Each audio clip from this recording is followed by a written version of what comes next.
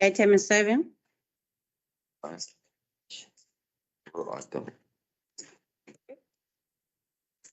Deputy Mayor. We go. I propose the recommendations and the added one that we add from the NACO. That says, I think it's bullet 5. That says that we must make more effort to ensure that the public participation is being strengthened through the ward committees. That was the added one from the NACO. But I go with the recommendations. Madam Mayor. Thank you. Councillor Mangaba. If we zoom into just in the annual report, we just zoom into page 91. Would you just maintain consistency in terms of capacity? Some capacities have end dates, some have not.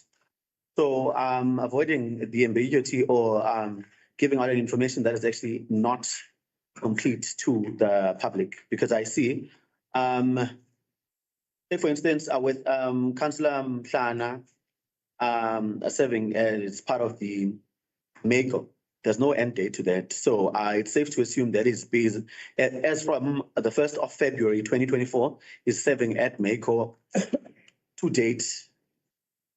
So in as much as, if you look at some have end dates, so I would rather, just to avoid ambiguity or confusion rather, ensure that there's an end date to whoever is no longer serving in a portfolio or a capacity.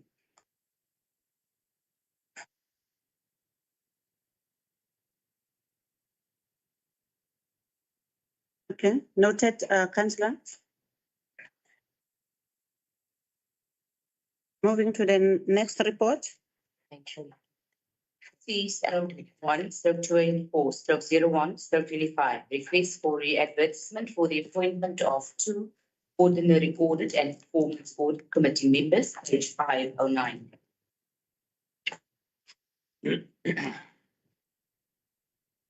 Item 7.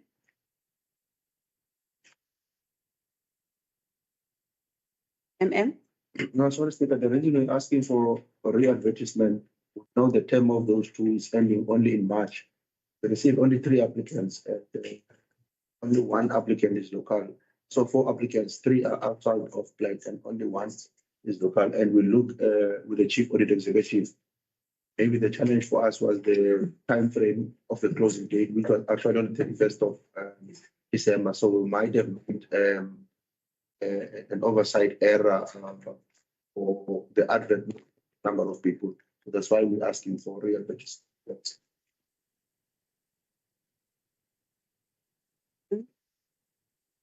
Item 7. DM. I propose we go with the recommendation of the MM.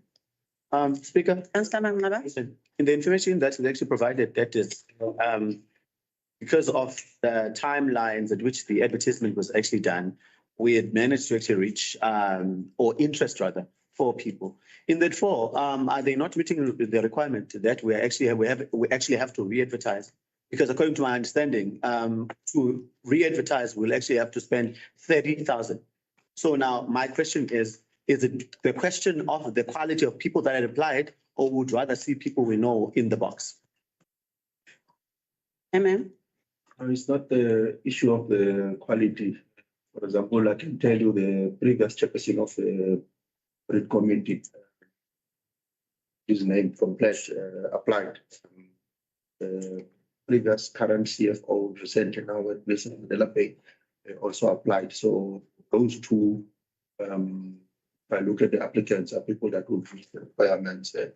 The challenge is the number of applicants that you actually have. And with the issue of the time frame, I think it was an error side to have budgeted 1st of December. The cost to advertise in our website and circulate, so the cost is not going to be much for the and putting so compulsory that it must be in the national newspapers.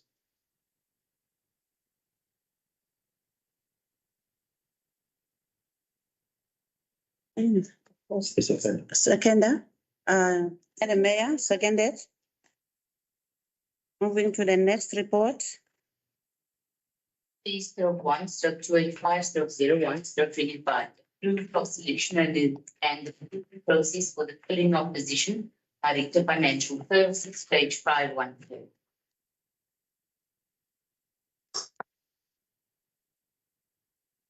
Item 7. Confirm. I propose that we go with the recommendation. Councillor Olivier. Supported. Next item. P/1/286/01/25, approval of selection and the recruitment process for the filling of position, Director Planning and Development, page 520. Item 7. PM. Move the recommendation. Any seconder? On PM. Madam Speaker. Next report. Speaker. While the, obviously the item is closed already, could we, just revisit the style, the conduct and the decorum of council? We can't be discussing and acting of somebody that is actually sitting right behind me. So I understand that we're actually rushing through pages now. However, this is a decision that we're supposed to be making objectively, meaning part of it, he needs to recuse himself when we get to the item. I understand maybe because we're actually moving on a rather fast pace, we have not realized that I mentioned of something on it.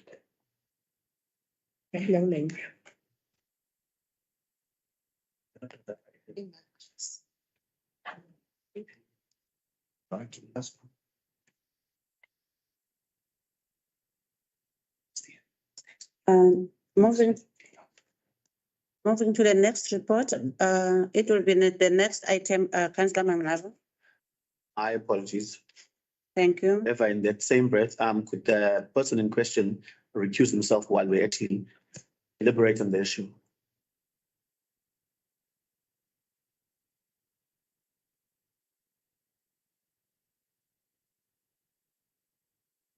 Next report. Yeah. Item C/1/287/01/25, appointment of acting Director Planning and Development Services for the period not exceeding 3 months from 1 January 2025 to 31st March 2025, page 526. Item 7. PM.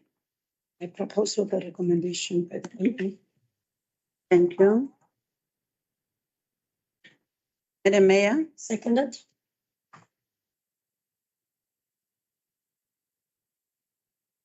Can you please call Mr. Chris?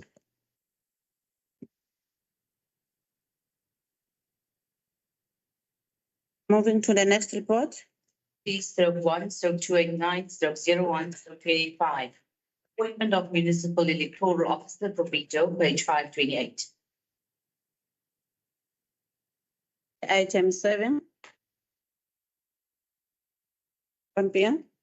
I propose that we nominate the municipal manager, which is the normal process that happens with the MEOs, and that I propose. Any seconder? Councillor Tablanche. Yeah, seconded. It's because it's normal. You must appoint the municipal manager. Second. Thank you.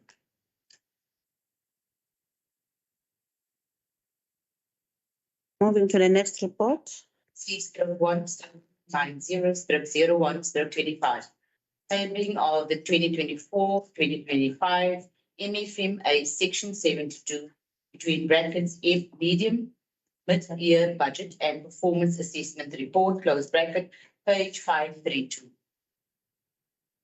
Item 7. Madam Mayor. Thank you, Speaker. Speaker, as we reach the halfway mark of the financial year, it is important to update our residents and council on how the municipality is performing both financially and in terms of service delivery. And the following report provides a snapshot of where we stand and also will inform the actions that we will have to take to improve in key areas. So allow me to speak on the financial performance and liquidity.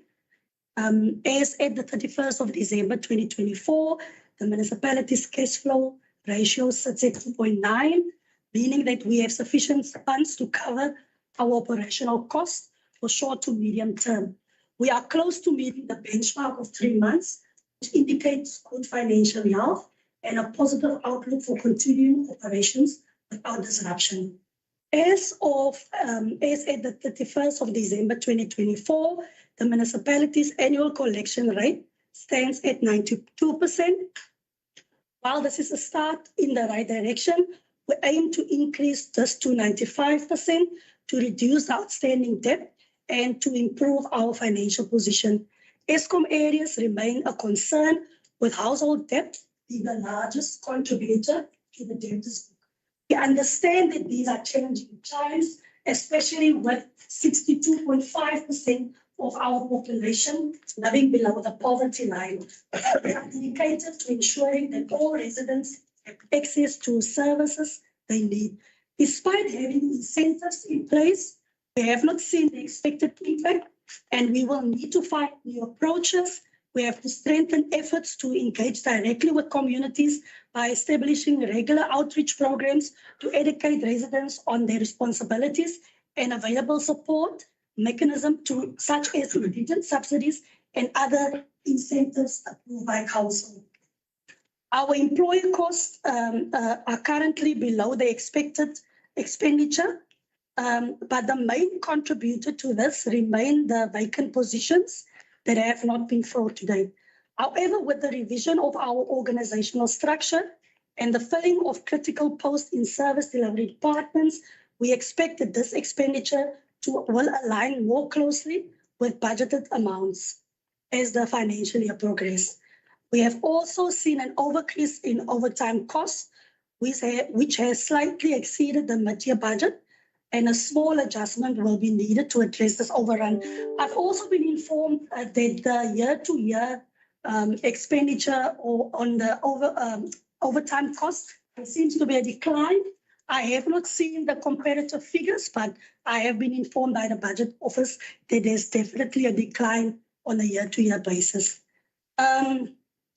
Capital expenditure or capital spending remains a huge concern, with only 20% of the approved capital budget being spent as at the 31st of December 2024. Many of our capital projects are underperforming, and this has been an ongoing issue for several years.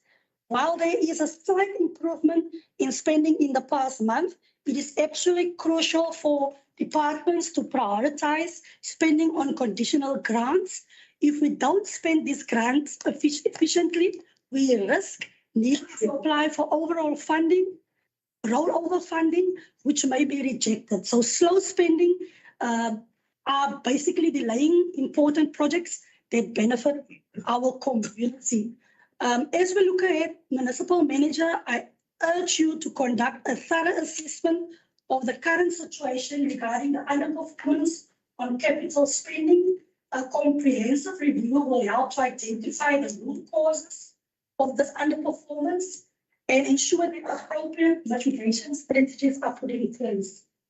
By prioritizing the filling of critical vacancies, enhancing project management, and ensuring a culture of accountability, we can improve the delivery of capital projects and better meet our budgetary targets. I urge all directors to make a concerted effort to familiarize themselves with the resolutions taken by this council. It is vital that the strategic directives issued by council are adhered to, as I have observed that there are instances where these directives are being overlooked. It is essential that reports reflect the resolution of council and must align with our agreed upon strategies for effective service delivery and governance. Please ensure that reports submitted to council directly address concerns and provide solutions. The oversight role of council must not be compromised by underperformance. As council, we approve the budget after carefully considering service delivery targets. When agreed upon targets are not being met, it compromises our oversight role in ensuring that public resources are being used effectively. It is crucial that that administration acts in line with the directives set out by council to ensure effective implementation of policies, projects, and services for the benefit of all residents. So Speaker, unfortunately, from the last report, there seems to not be a lot of positive performance in terms of our capital budget, but I'm hoping that the municipal manager will take note of my comments. Thank you. Thank you very much, Madam Mayor. Any seconder? Speaker, I will second that, but I'd like to also express my concern, co-concern with the mayor about our consistent lack of spending our capital budget. And as the mayor rightfully said, this is not a new thing. That's been coming on for years. And I know it is not a new thing to only Bitou municipality. It is a provincial and national problem. Somehow we need to overcome that because the capital expenditure is actually the implementation of the IDP. And if we do not spend that money, as the mayor rightly pointed out again, we stand a very good chance of losing it. So it is, I think, Mr. I agree with the executive mayor. I think it is something which we need to look at very carefully. And need be, we have to formulate plans, even if it is plans to enforce the expenditure of the capital budget. Thank you. Thank you. Councillor Blanche? Speaker, I just wanted to ask, is this under the point 4 in the report, debtors management? Greenville is at the debtors collection period of 72 years. It must be 72 years. Is it 72? Okay, because in Kirkland it says 27, but now it says 72 for Greenville. So I thought maybe they were just, so if it's okay, it's 72 years. Page number? Page 542 Yeah. in the report. If it is 72, then it's correct. I was just looking at it when it says 72 years.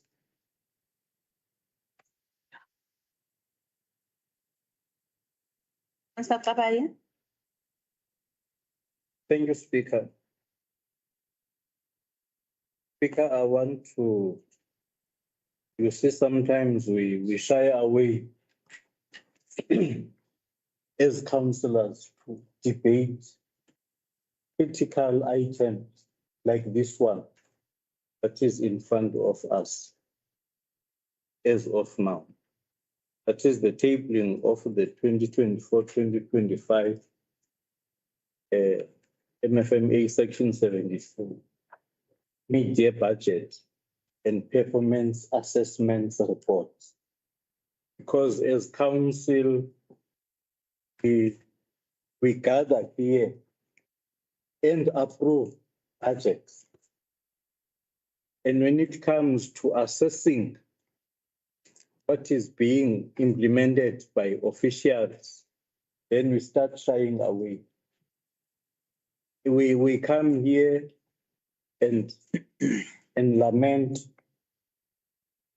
problem that in future are going to hammer service delivery. Now, we are a best municipality, but the problem that we are having is that we don't zoom in the challenges that are going to be very devastating in future. Our infrastructure. I was here in Plettenberg in December.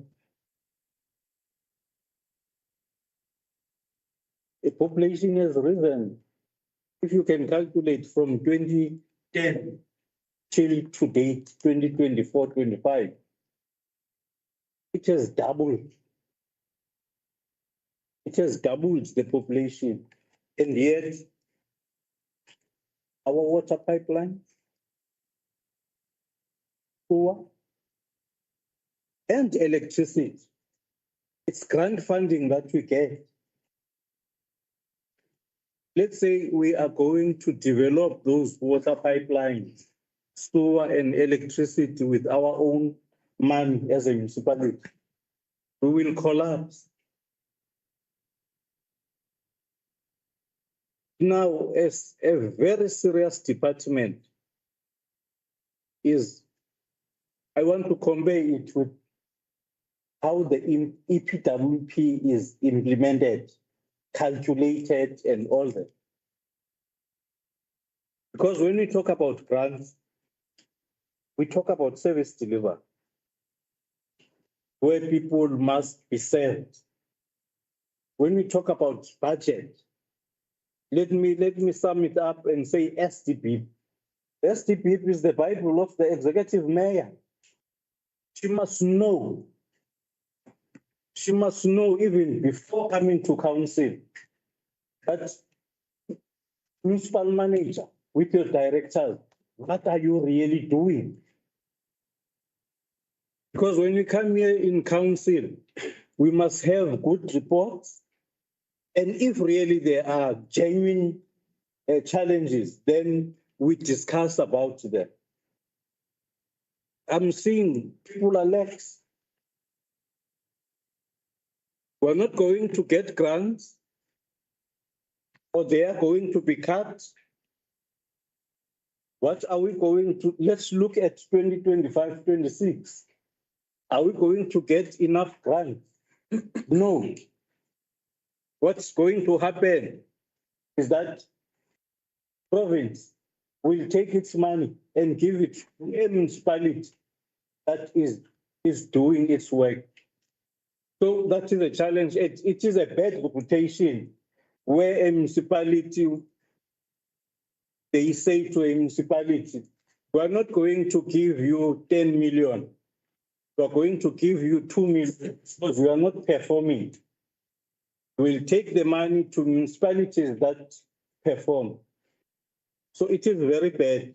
I can put it that way. It is very bad. We need to wake up. We've got a challenge with smells in our community because of the system of pipelines. They were installed 25 years ago. Now, if then the population has grown, we are bound to put new ones so that the pipelines, I'm seeing that that truck, Hanisaka, going in and out of Kwanugutu. I don't know about other areas. And what it does, again, it goes back to what we lament about in this council. What is it? When people work, it's overtime. Mm-hmm. We come and lament about overtime here in council. It's a must because as councillors, we call to the municipality and say, there's a chaos, there's a pipe burst. What is the problem of that pipe burst? That pipe burst is because of the SDP that we are not implementing thoroughly.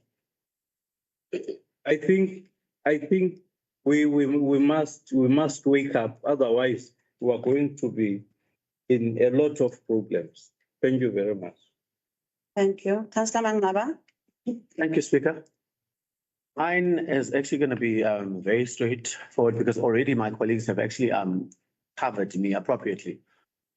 Speaker, I'm not sure whether we wait up until we get to this time of the year and then we only then our switches come on with regards to capital spending. In the 3 years that I've actually sat in this council, this has been something that is actually ongoing each and every year. We are in a perpetual cycle of underspending as an institution. And all we do is to actually come and sit and say, okay, then now that we've underspent, what adjustments can be done or where to from here. Part of monitoring and evaluation is to ensure that such departments are actually held accountable on a regular. I'm not sure what sort of interventions or what sort of meetings the accounting officer has with his team where this is concerned, because you should know that this is my grave concern. Literally every time we are about to go on recess, how much have we spent on our grants? Are we going to be able to be sitting at 50, if not 55 by end of December? And you always get a commitment on some, no, it should be done by then. But we come this time of the year and then we realize we've underspent. There's a perpetual issue around our infrastructure.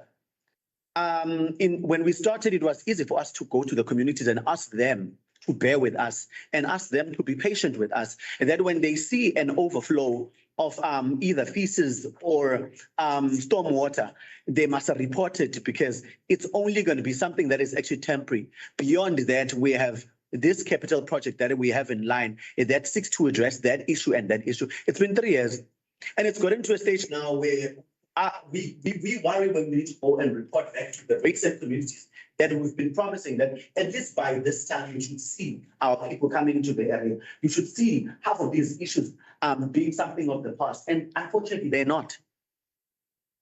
Now, where monitoring and evaluation is concerned, I am taking it straight to the MM's doorstep. There needs to be proper monitoring and evaluation. People must be held accountable with these things are concerned. Because really, like Councillor Tapai is saying, we can't afford to actually do this upgrade from collections. That is why we focus them on the grants. When grants are actually underspent literally every term and there's nothing we do about it, we are bound to be sitting with appalling services.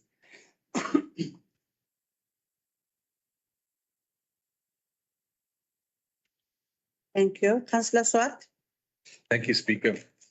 Yeah, I must share Councillor Gubai's concerns about our infrastructure. And it's something that we've been pushing for quite a bit in the last 2 to 3 years.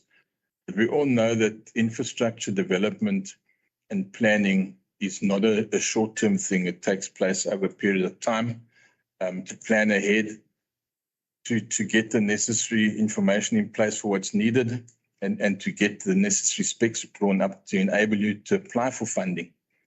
And it's not a short process at all to apply for big funding. That is in process at the moment. It's just unfortunate, however, that although these were already issues a number of years ago, in the previous term, the administration that Councillor Gubai was a deputy mayor in did not put plans forward for longer term. And that's what we're busy with at the moment. So while we have the development happening, we need to be planning ahead, and we need consistency in the municipality to be able to put those plans in place that are not changed all the time. So yes, there's a lot of infrastructure change that needs to be done. I understand the director and the manager of water and sanitation are busy with all the specifications for the various water treatment plants, sanitation plants, to get the funding and to apply for the funding. So that is in place now, and once the specs are all drawn up, the funding can apply for, and we should hopefully then be able to move forward in improving our infrastructure. Thank you, Speaker. Emma, do you want to say something? Speaker, I take note of the communication by the executive mayor. I take note of the comment that has been made. I'm confident or assured that Councillor Tapai, when he says that we must wake up, he also refers to the administration, not necessarily only to the politicians. So I just wanted to also that understanding as we leave this council, so that it's not a reference that councillors must wake up, but administration must also wake up. I did discuss the matter with the executive mayor, and I want to appreciate the approach that she has taken, that she has communicated that I must report back to council. And with the proper assessment of the current underspending on capital and put a report back. What it does and what the discussion of the executive mayor, which maybe she did not elaborate, is that we all here, and Councillor Manaba and Councillor Swar touch on it now, that in the last couple of years, come into these meetings, we report as administration, now we're going to spend. Now we're going to spend. We're not going to have challenges.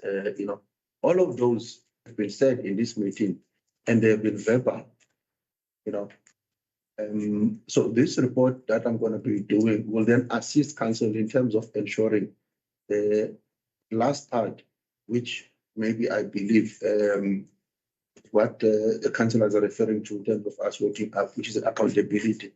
The mayor is also touch on it in a speech. So I'll present that report.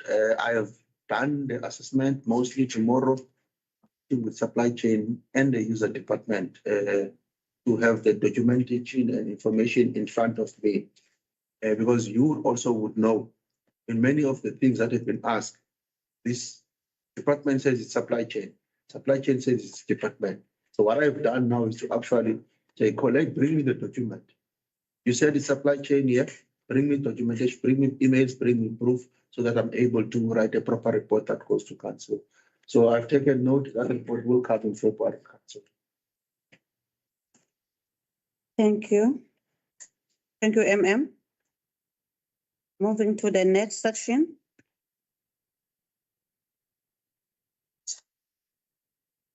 Section 2. Finance, 3/2/256/01/25. Environment report for the second quarter ended 31st December 2024, page 576.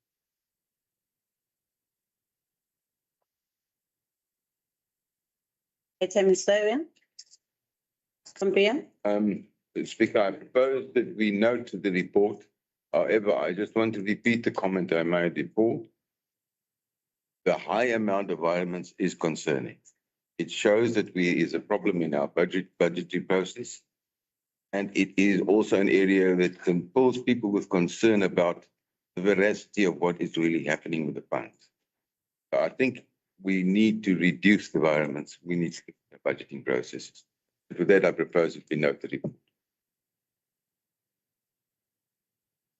Thank you very much. And seconder. And so Olivier.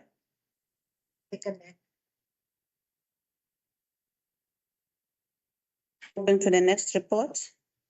3/2/257/01/25, list of withdrawals from municipal bank account for the quarter ended 1st December 2024, page 582.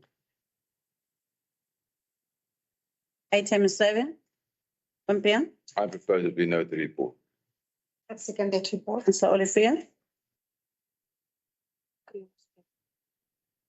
3/2/258/01/25, cost containment report for the quarter ended 31st December 2024, page 587. Item 7. Compare.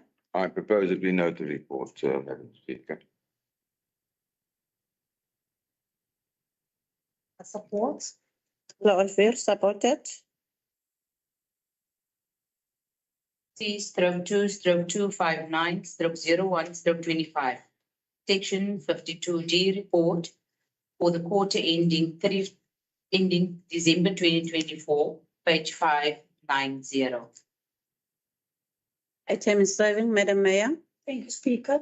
So, Speaker, many of the items touched in here is also in the performance assessment report, so I propose that we note the report. Thank you. Compare. I will second, Madam Speaker. Next report. 3/2/260/01/25, report on the implementation of the supply chain management policy for the second quarter, 1 October to 31st December 2024, page 684. Item 7. Compare. Madam Speaker, I propose that we accept the report and that we implement the policy as proposed. PM. I second.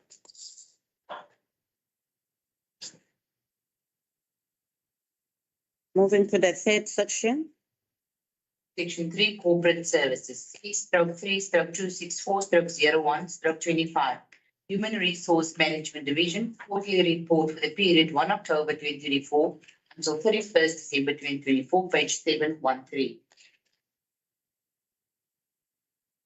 Item 7. Madam, I propose it be noted before. Madam Mayor, Speaker. Councillor Manglaba. Thank you, Speaker. While the report is actually for noting, there's important factors in the report that I would like management, especially the management of the user department, to actually look into and do a bit of analysis or comparison rather, to determine what could possibly be the contributing factors. Because I see, if you really look at the graph around sick leave, there's actually a high numbers that I'm actually seeing there. I do not want to assume that everyone is sick or we are a sickly municipality. However, I think part of employee wellness was to actually to determine what is it that is actually making our staff to be exasperated or demotivated. What sort of support do we have per department to actually ensure that we are able to actually uplift the morale the best way we can as an institution?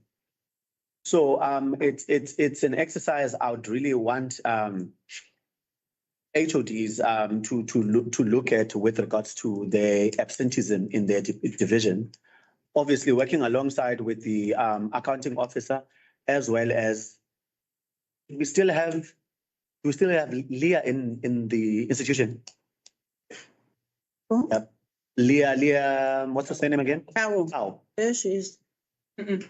Well, Journalist. Oh, journalist. oh, it seems so. Because ideally, and we started, and when we actually spoke about her office before she assumed it, we were clear in terms of what her office will seek to achieve in the institution. So I understand that at times it's actually corridor conversations that so and so is constantly on sick leave, and we know part of contributors where there is easily be how they feel about the institution and. So I would really want to be intentional in terms of how we uplift the morale of our staff.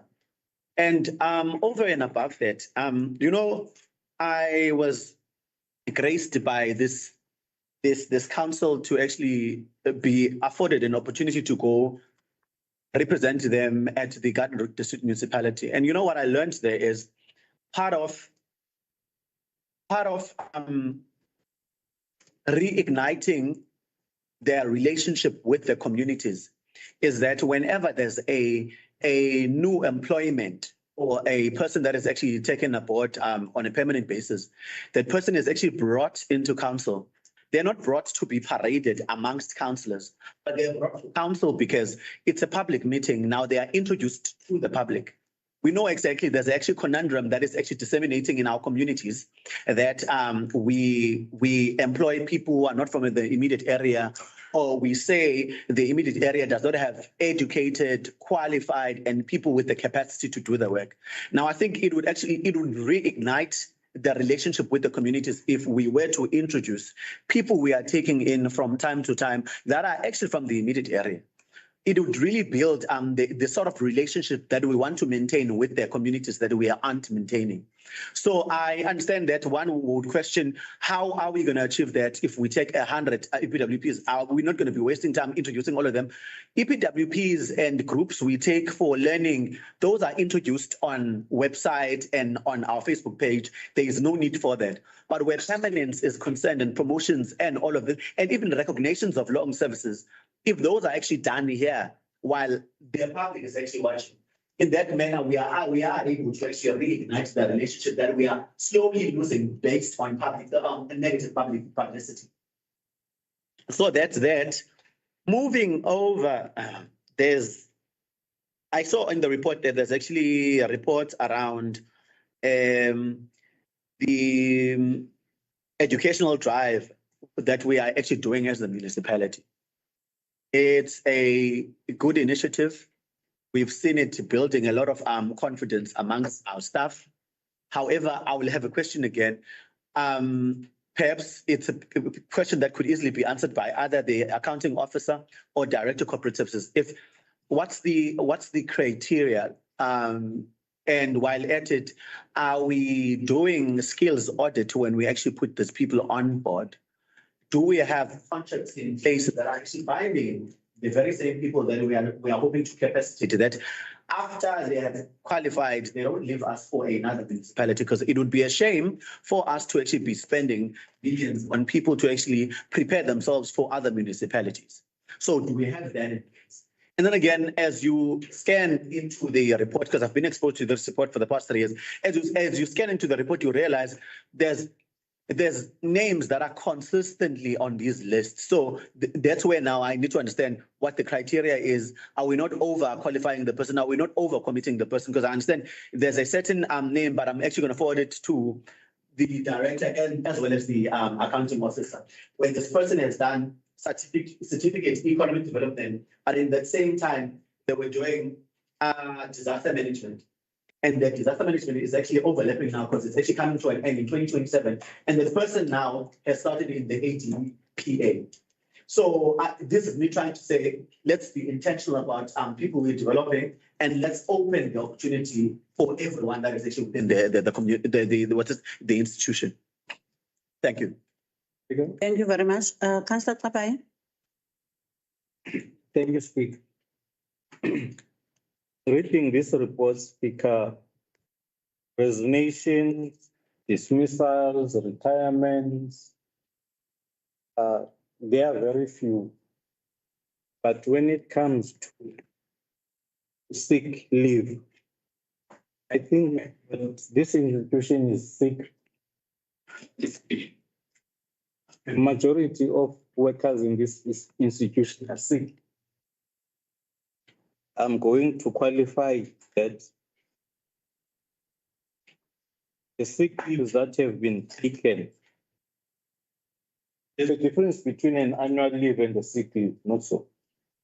That have been taken, that's one section for a department. It's 213. That's a department. And it's a service delivery rated department. It's 213. And it's community service. So the majority of workers in that department are sick. So there's no service delivery. So it's a red flag.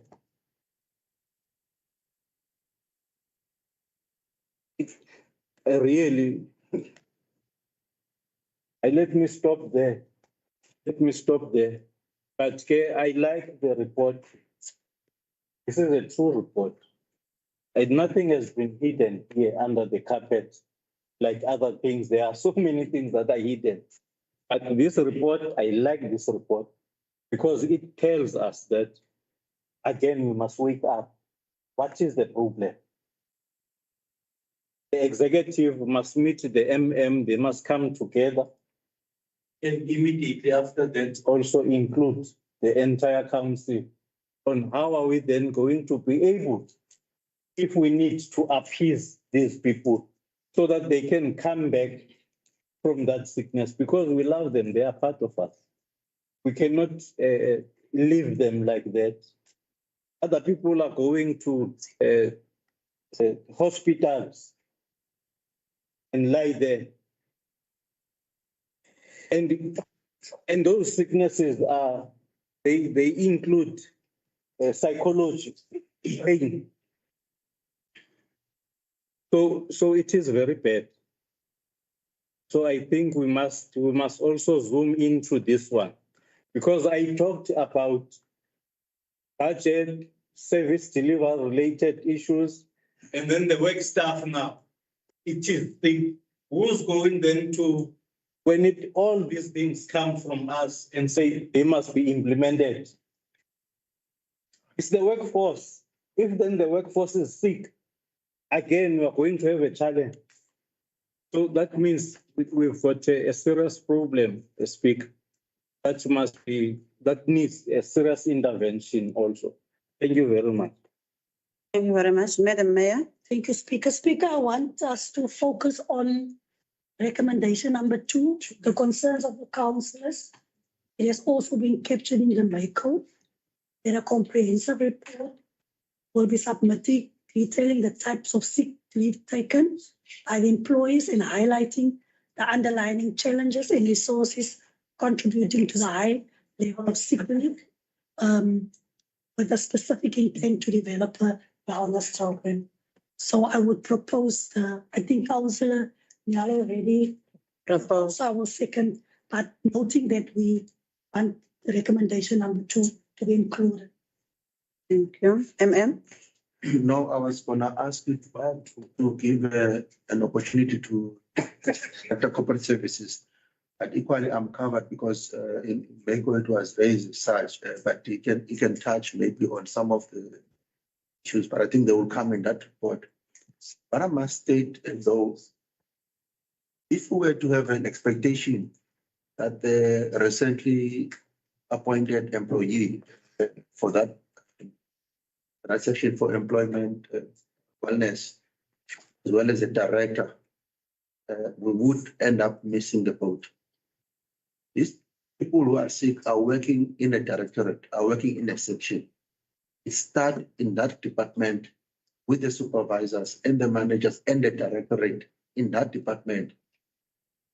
Management responsibility is not about only meeting the target, it's also managing human beings.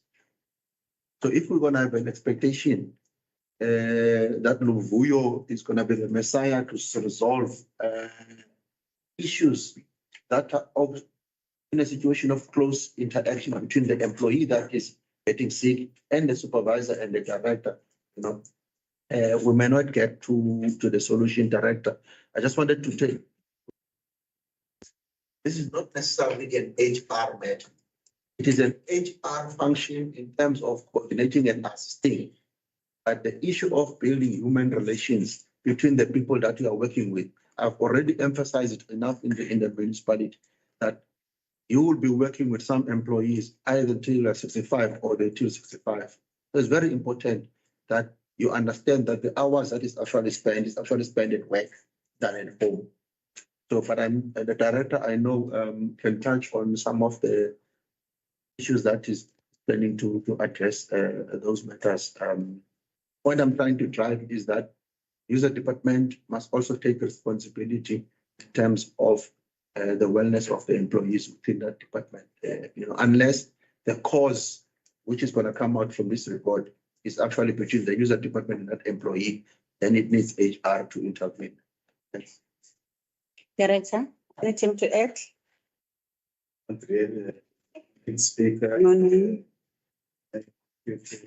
councillors, colleagues. I think, ma'am, I would maybe suggest that we wait for the comprehensive report that will actually detail the issues that will be discovered and also the program of wellness that will be implemented throughout the financial 2020. I think the question from Councillor Makamba on the criteria. Our policy is clear on the criteria for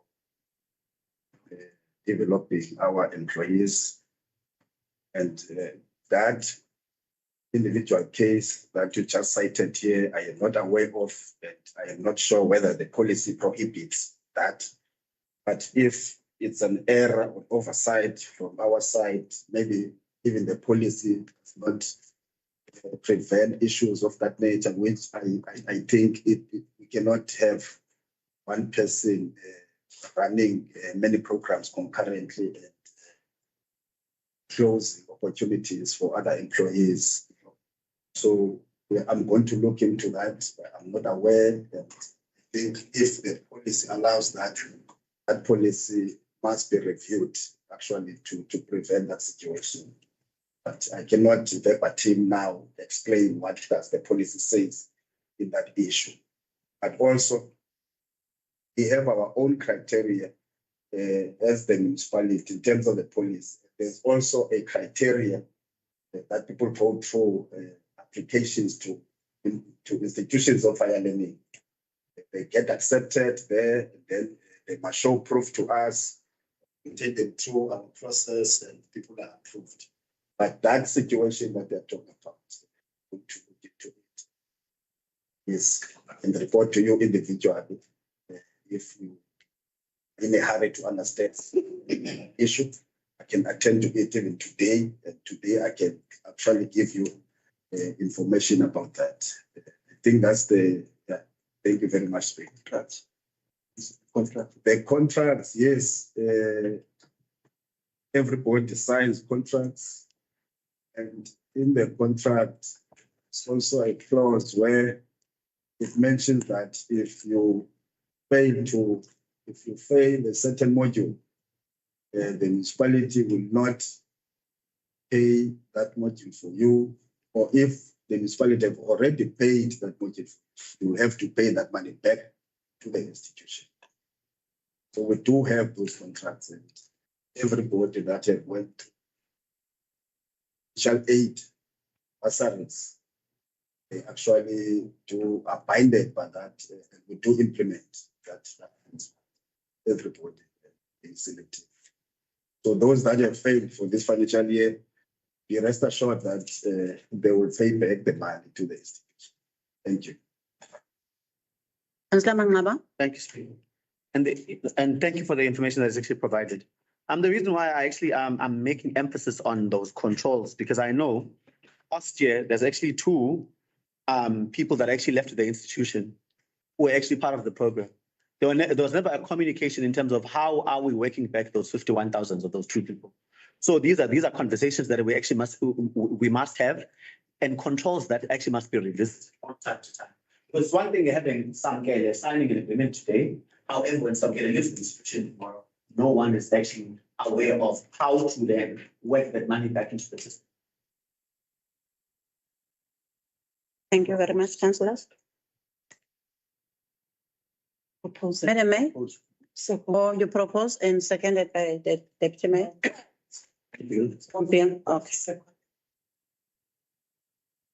Moving to the next item.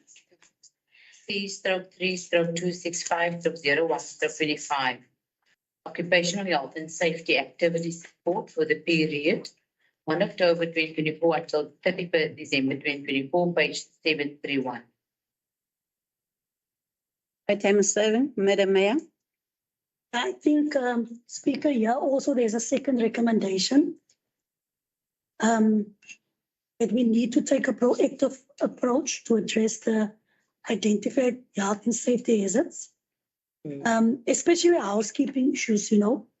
It is quite disturbing that a public document like this, you can already see every time the health and safety report comes, there's very little movement.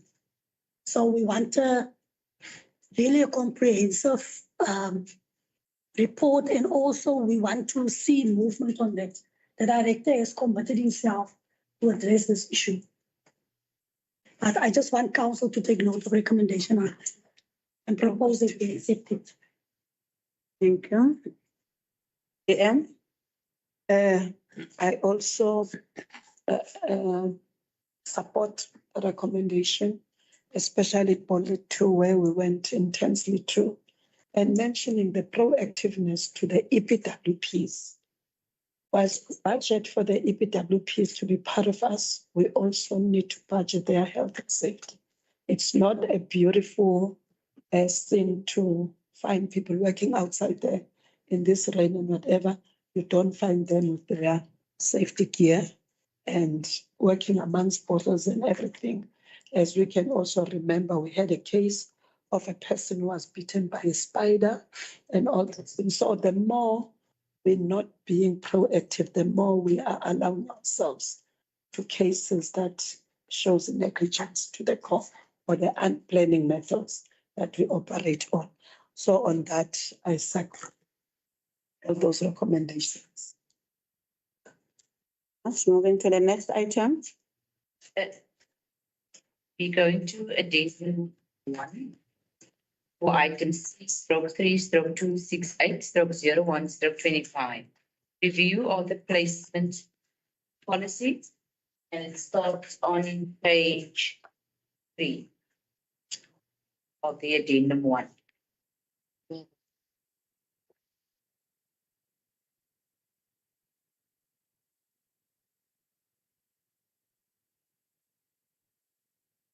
Addendum 7.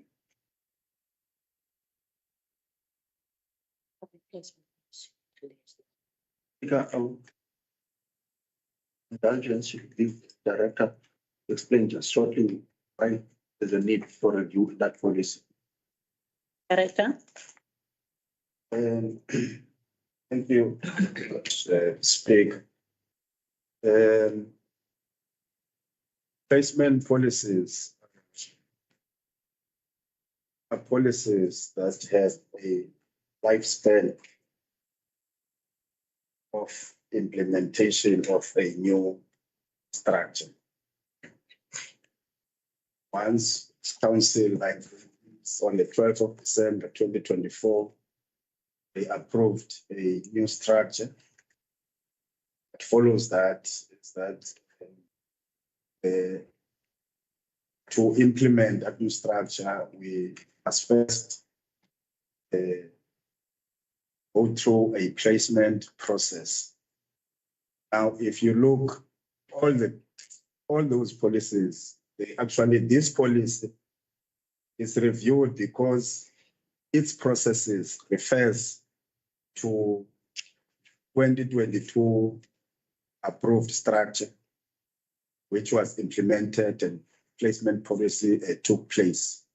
So therefore, when you approve a new structure, that policy must reflect the new structure that we've last approved. So that is one reason why we are actually reviewing this policy. Secondly, this policy also add to delegate powers the municipal manager to actually establish a placement policy, which is now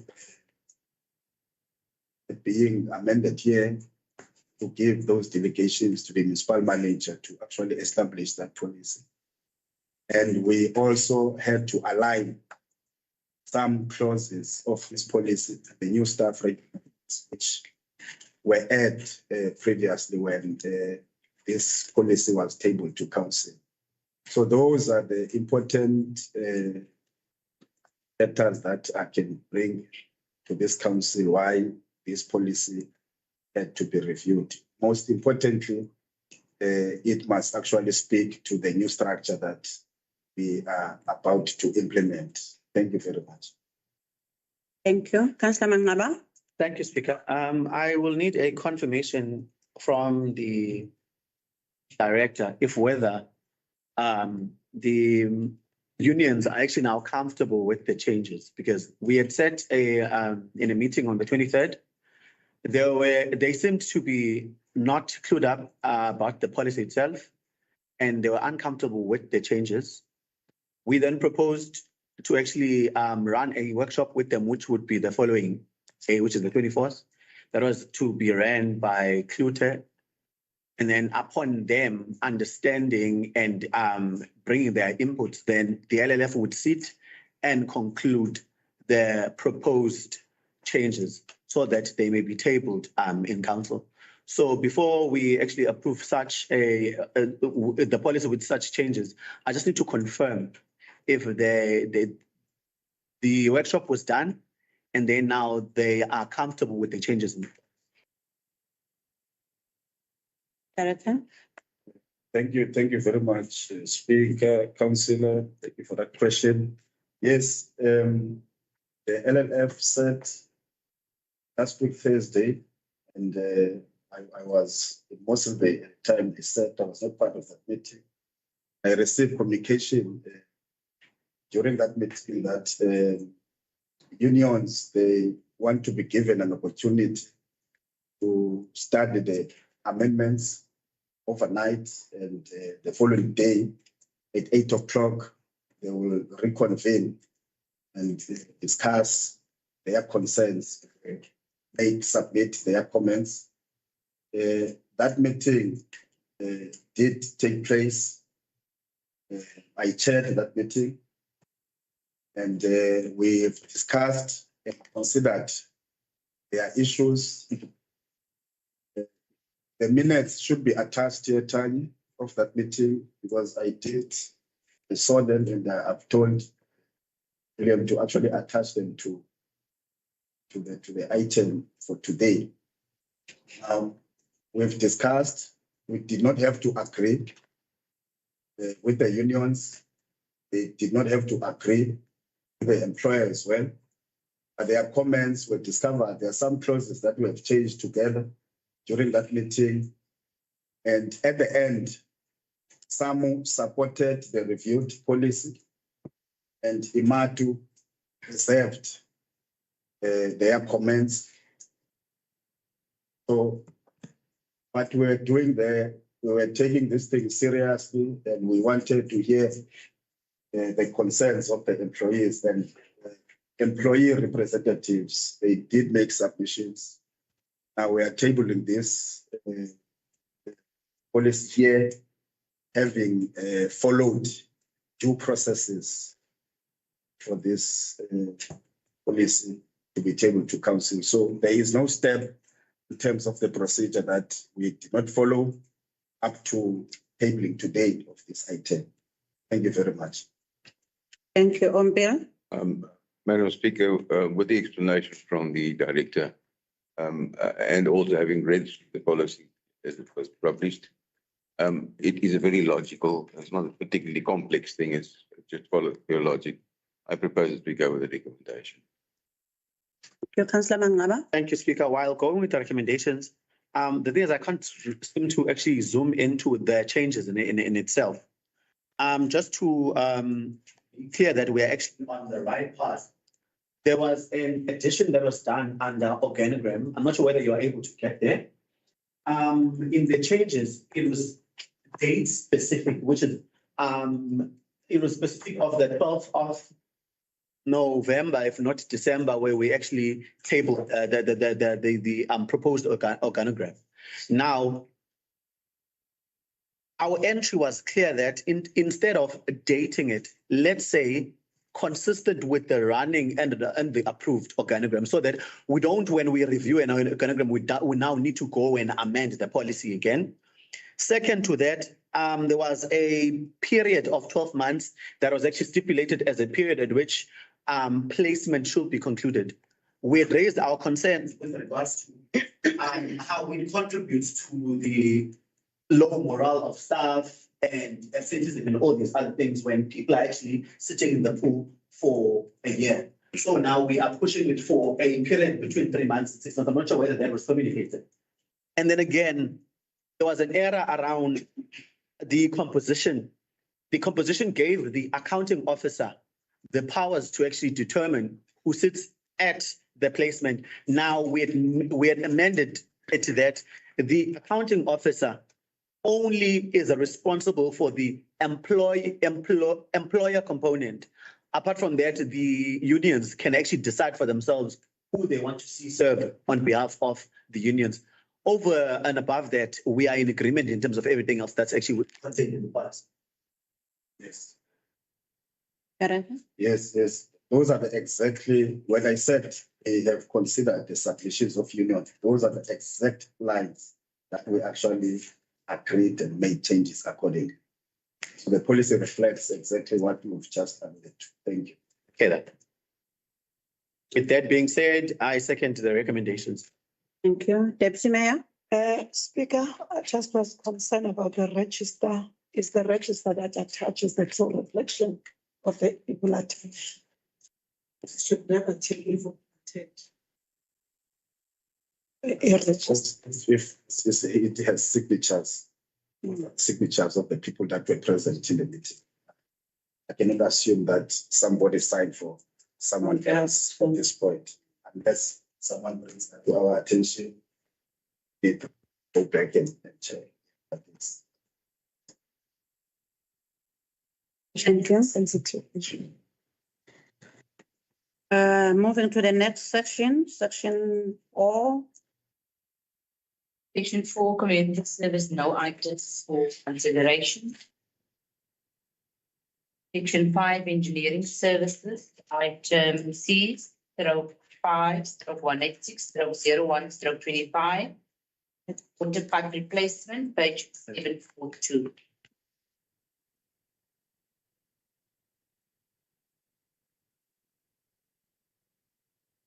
Item 7. Councillor Olivier. Speaker. I think we all are very concerned with the situation when it comes to our infrastructure.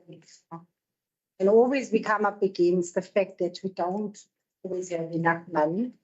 If you noted in our portfolio, we've added a second one that we have to source. We have to source more funding. Thank you. Councillor Mangaba.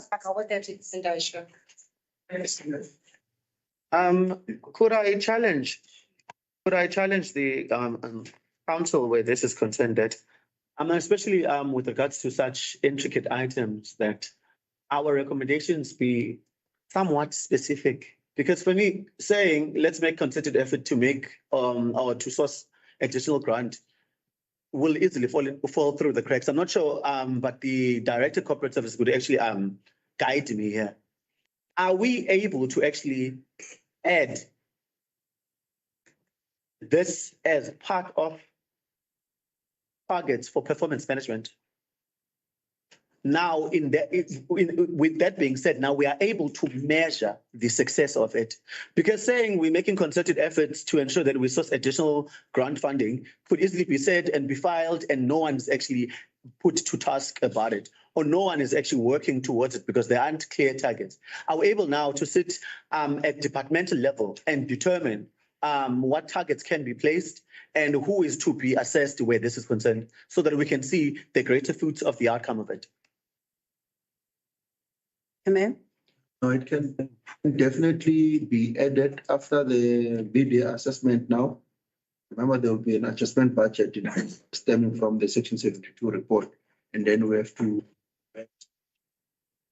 as the BIP. So it can be added as a specific target that by May 2025, an application is supposed to have been submitted to different departments, not necessarily water for the city. It can be added by a specific target date when it must be done.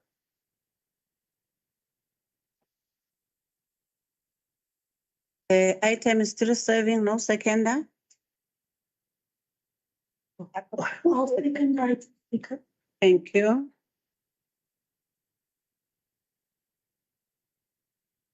Moving to the next item. MM. Can you just make a note of comments that it's not missing in the class? I did, President.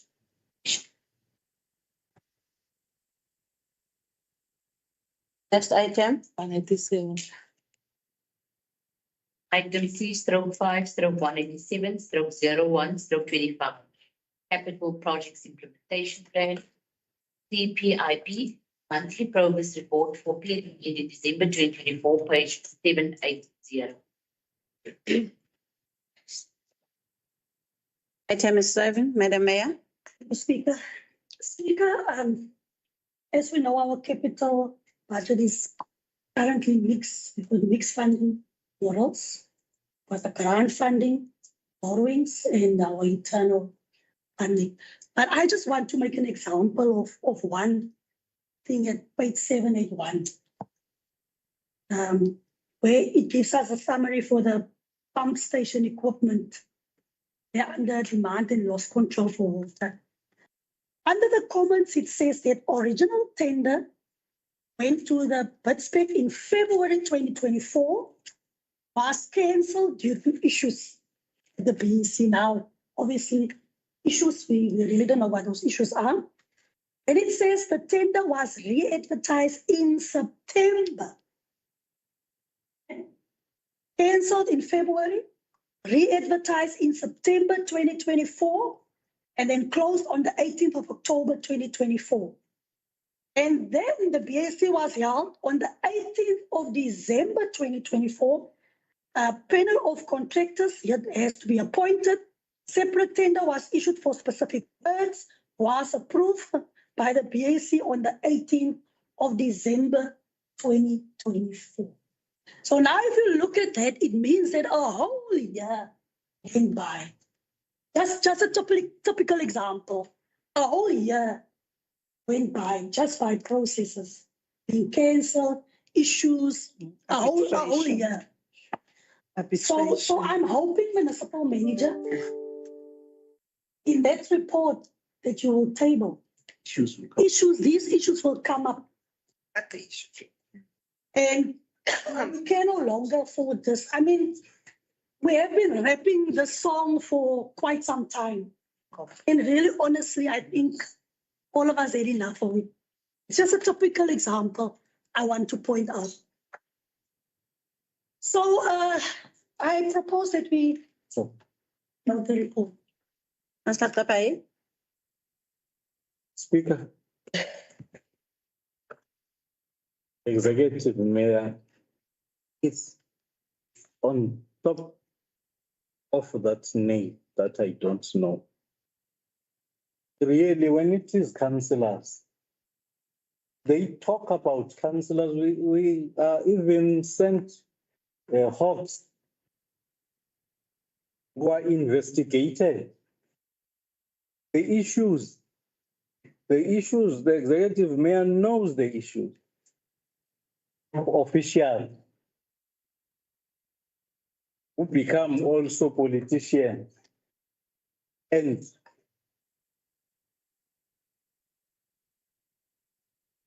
quarrel because of those tenders.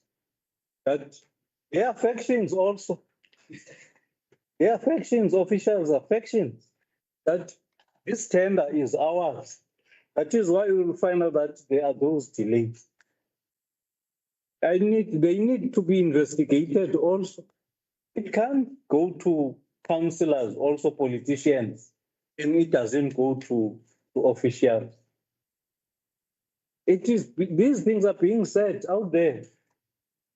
But really, we need to have spies in those BEC and BACs and note those people that are against progress and service delivery, because they want a certain people to deliver the project because they are going to benefit. I must say it loud and clear. It's not us, councillors. We don't know about that. It's officials who know about that. And it is written nicely, issues. They don't put it clear. You see, I read a report here that was talking about our work staff that is sick. There's nothing that was hidden. But in this report, there's a lot of issues, crap that has been put under the carpet. So we're made fools here, writing issues. What issues? So we must find and ask ourselves, what are really these issues? They are not mentioned. I think they must be mentioned because the report of corporate services, human, yes. Yes, corporate services, they explained even the number of workers that are sick in a particular department. And we know now, but we don't know there. Who are these officials that have got issues with each other so that that program or project is not moving forward? Almost a year. These councillors, how are they then going to be able to go to community meetings? There's a problem here. Our communities don't attend meetings because we lie. It's not that we lie for that matter. We defend officials who are doing these nasty things, delaying projects. Because there is really a project, a process here, and councillors are not part of that process. it's officials that are part of these processes.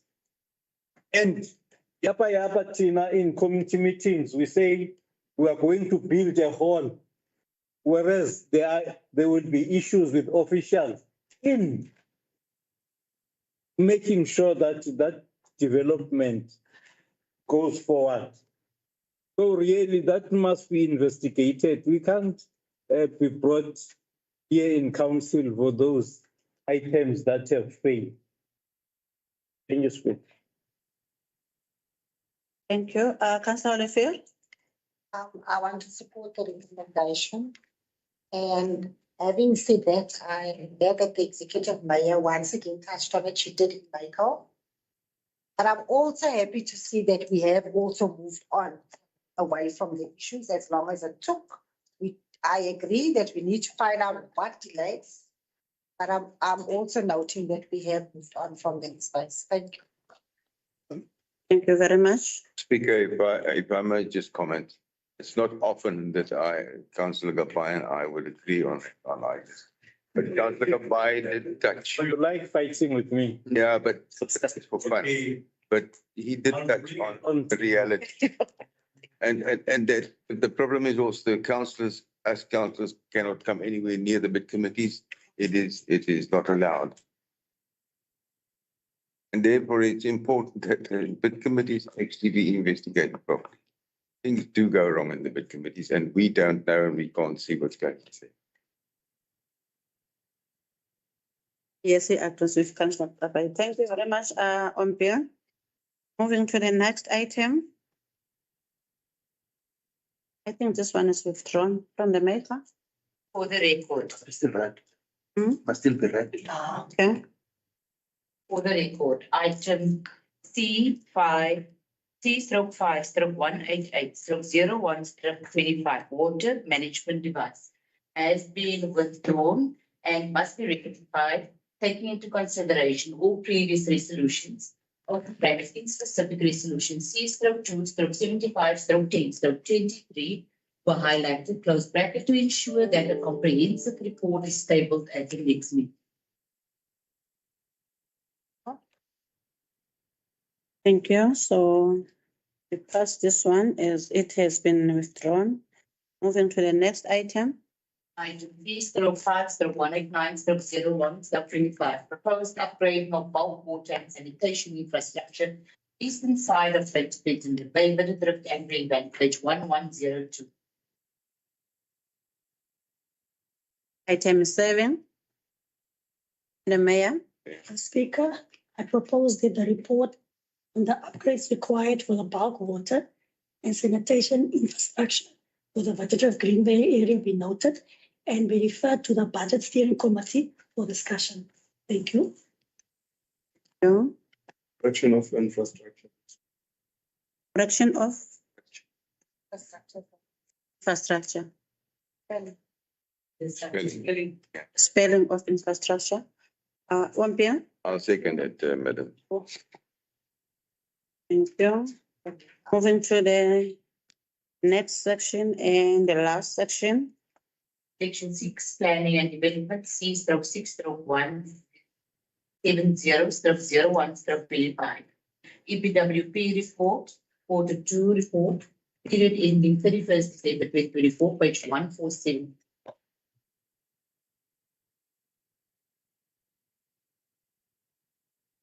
Item 7.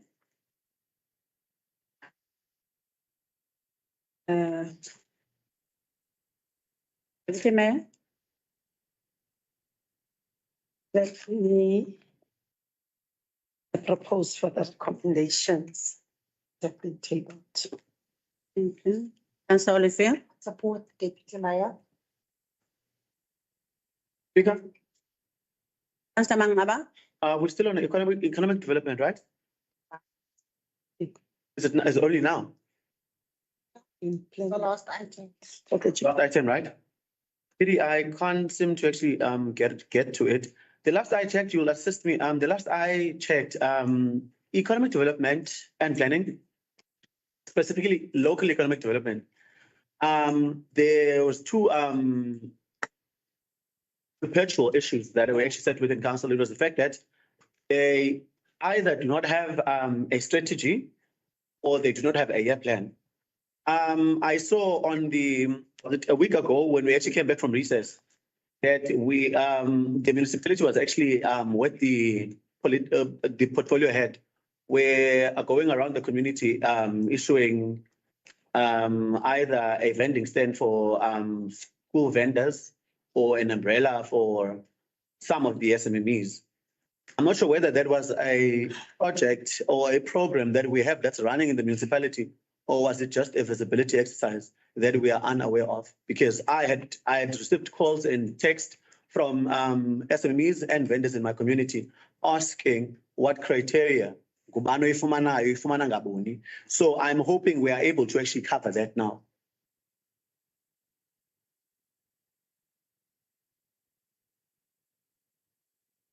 Thank you very much, Councillor Mangaba. Speaker? Councillor Kabai.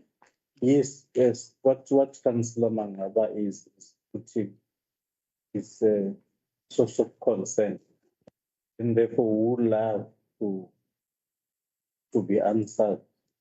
You see, because these programs of the municipality, whenever you are zooming into a ward is a council. These programs must start here. And councillors must be told that there is this such and such a program that will be in your ward. And he or she must be part of the program. I find it very difficult then when councillors are not notified about programs in their ward. It's a good program, but a councillor must be the one, for that matter, to champion that program. Because he is the person who knows indigent houses, SMM is in his or her ward, everything. A councillor is everybody in a particular ward. Even if there's a barrier, it's a councillor that is notified. That councillor, we've got this in our ward. He or she must come forward and assist or give information. So whenever there is a program from the municipality, there must be a liaison type of a thing that is going to go to council. See, what Councillor Mangaba is raising now, it's a cause of concern. Thank you. Thank you. Councillor Ombia. Speaker, I just want to refer to the Decorum Council and the rules of order. I understand there are various questions and important issues in the minds of certain councillors. But councillor has a process that it follows. These items were not on the agenda. If there are items that councillors want to raise, they should. What item is this? They should fit in terms of the order of business, in terms of the rules of order. There is a position in the rules of order where the councillors can raise order points of question, motions of question. But to go and extend and have extended conversations and chats in council is really not the right thing to do. Speaker, on a point of order. I believe that we should just remind our councillors, just speak your mind without having any reference. On a point of order, the very same rules of order says if I say point of order, no one else is supposed to be making conversation in council. Councillor Mangaba. Thank you. The last speaker is actually has alluded that what I'm saying is actually irrelevant. He's pointing on a point of relevance. We are on economic development report. How is it that what I'm saying is not relevant? Speaker, it's not relevant. We have a manager, we have an LET officer, LET manager right behind me. If he's got answers to my questions, he can answer them now because his staff was actually part of the parade. And if then he does not have answers, he could easily say, I'm actually going to write to you after having to investigate it. I will not be vilified for raising points that are supposed to be raised in council. Thank you, Where must we bring these issues? House. Did you put them to council? Did you Just order. file a motion of question? House. And thank you, Speaker. Speaker, can I advise you that you make a ruling on the comments and the question raised by Councillor Panava, but the point that he is actually raising is definitely correctly so. That is not on the item that is being considered by the council. So it's not an item that you was read for consideration. The item that was read for consideration for discussion for council was the EPWP report. And then he raised then something which he felt is important, which relates to that department. Either determine that you proceed with your agenda or you respond to him how he must pose that question either to the rules of order, or you then agree that after your agenda you would ask that somebody provide indulgence in responding to that question that is actually posed. The item is definitely, the matter is definitely in relation to the department, but not in relation to the item that is under consideration. Thank you, We proceed with the agenda and we'll ask the relevant official to give us answers. Moving to the next item. 3/6/171/01/25 progress report on the integrated human settlements pipeline projects for the quarter ending December 2024, page 1503. Item is 7, Councillor Sethi. Thank you very much, Speaker, for allowing me to speak on this item. Mine is to seek clarity on the issue of I think we are on bullet number 6 on this point of planning and development. Page 1505. Yes, page 1505. Thank you very much. The clarity that I'm seeking is on the sum of 2 million that has been paid to the municipality for this development. I think if my mind serves me right or good, the last time this development was outlined by the official, it was said it is 2.5 million. So I am seeking clarity because maybe there is a discrepancy or something on this too. Yeah, and then also, if I may ask, what is the time frame on this project? Because it says this project since October 2023.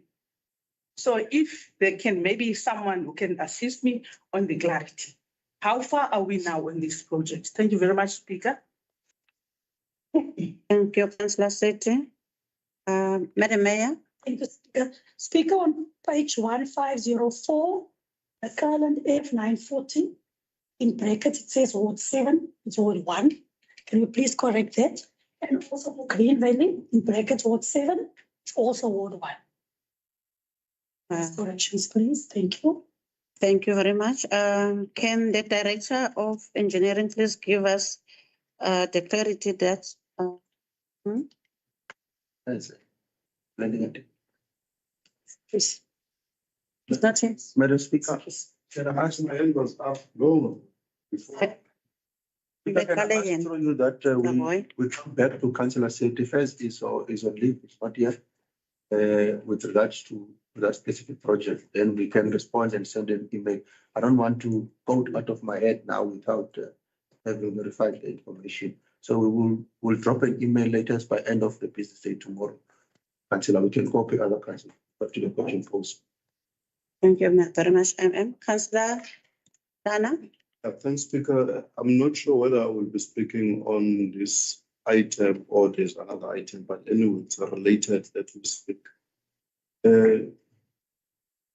Human settlement now is under a new department. But when I read on the report For an example, on departure application that was made September 2023 and the site development plan, it says they are outstanding due to delay from town plan. So I just do not understand it now from when the decision that was made that they must move that department. These are supposed now to be smoothly flowing because these sections now are in one department. And I assume that when they're sitting a staff meeting and dealing with issues, these issues are supposed to have been raised in those meetings. So can the acting director now do a follow-up on this?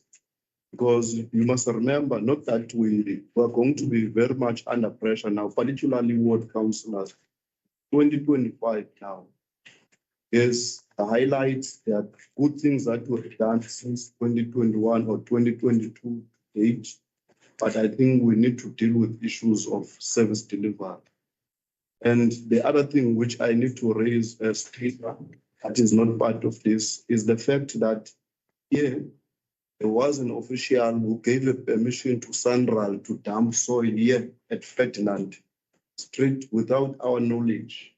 When I say our in the council, now we have 3,000 tubes of soil that has been dumped there in an area that is earmarked for development for our people. And no province will give us money to remove that soil. And these are one of the things that we are worried when managers do not really consult councillors on these issues. Service delivery gets to be hampered and reversed, then our people will suffer. And I hope that the acting director will follow up on that soil that has been dumped there, that Sandral remove the soil, because when Sandral finishes with this project here, we will struggle to find them. That's what I wanted to raise. Thank you, Councillor Mandla. Councillor Mhlana. Councillor Teblanche. Speaker, thank you. Speaker, under point 5 there on page 1505, I would just like to remind the section that the street names is still outstanding for the portion that we have completed. Yes, the name is on the map, but it's not on the actual street. And then we're also going to the revised or the adjustment budget in the upcoming financial year. If we look at because we have another portion that's ready, it will accommodate 118 units. That we look at also the speed humps and street lights. At the first phase of portion 20, there was a budget and it's ready, and the project will start for the street lights. But going further to the other projects that we do not lose sight or forget about the speed humps and the street lights, because we are moving nicely with a set of amount of houses. It is 1,400 houses for the area. But as a municipality, we must just always take note of the speed humps and the street lights in the street name on these projects. Thank you very much. Thank you very much. Proposed and seconded. Proposed and seconded, right? Okay. We're moving back to our agenda. Item number 11, urgent matters submitted by the municipal manager, none received. Item 12, consideration of notice of motion, none received. Item number 13, consideration of notice of questions, none received. Item number 14, consideration of motions of exigency, none received. And that brings us to the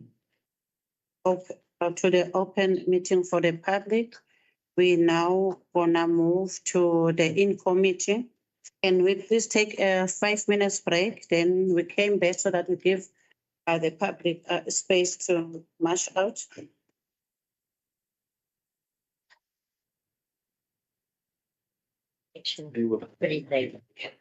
Yes, I was parading them. I was parading them.